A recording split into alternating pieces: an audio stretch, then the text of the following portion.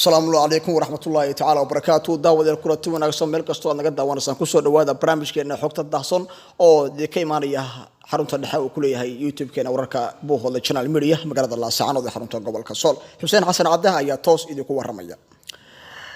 xildhibaanada federaalka ee Soomaaliya ee ka soo jeeda gobolada Sool Sanaag iyo Cayn ku metelaya kursiga ayaa ku kala aragti duwan sida loo isku qaybin lahaa isla markaana ra'iisul wasaaraha Soomaaliya Xasan Cali Khayre oo hore ugu dhawaaqay in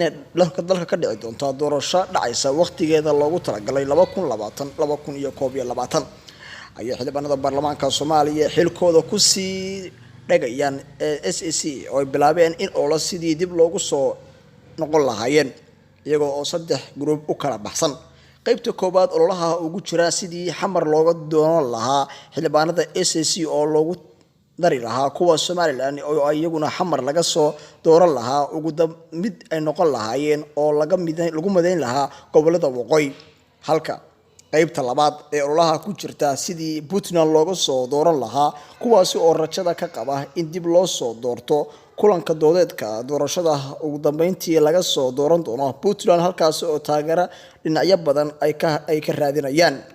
qaybta saddexaad ololaha ka jira sida magaalooyinka Buuhoodle loogu qaban lahaa doorashada xildhibaanada baarlamaanka Soomaaliya ee gobolada Sool Sanaag aan Cayn kula doodeen in goobahaasi ay ka mid ahaayeen Puntland iyo Somaliland ay ka mid yihiin laakiin ay yihiin dhulka lagu muransan yahay taageersan ka raadinayaan shacabka si ololahaasi loogu gali lahaa waxaana ay keeneen doorashada xildhibaanada baarlamaanka Soomaaliya ee Buuhoodle in lagu qabto